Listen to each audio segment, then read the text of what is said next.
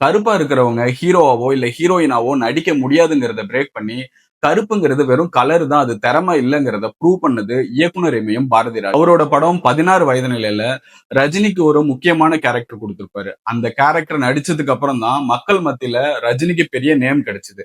அதுக்கு அப்புறமா தான் மக்கள் வந்து கருப்பா இருக்கிற நடிகரை கூட ஏத்துப்பாங்கன்னு சொல்லிட்டு மத்த டைரக்டரும், புரொடியூசரும் ஒரு கருப்பா இருந்தாலும் பரவாயில்ல, ஹீரோவா ட்ரை பண்ணலாம் அப்படிங்கிறதுக்கு முயற்சி பண்றதுக்கு இதுதான் முக்கிய காரணமா இருந்துச்சு.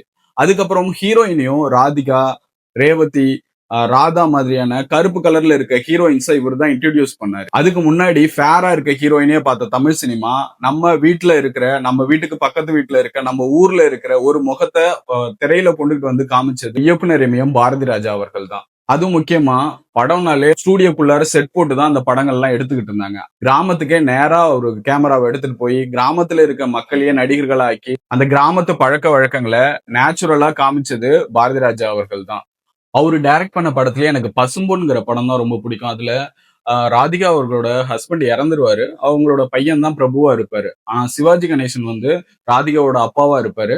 அவர் வந்து ராதிகாவுக்கு 2வது திருமணம் பண்ணி வைப்பாரு. இப்ப ரீசெண்டா ரிலீஸ் ஆன தாய் கிழவி படத்துல கூட அந்த செகண்ட் மேரேஜ் அவங்க ரொம்ப கேர்ஃபுல்லா அப்ரோச் பண்ணியிருப்பாங்க. இவ்வளவு ஹெசிடேஷன் இருக்கும் இப்ப கூட.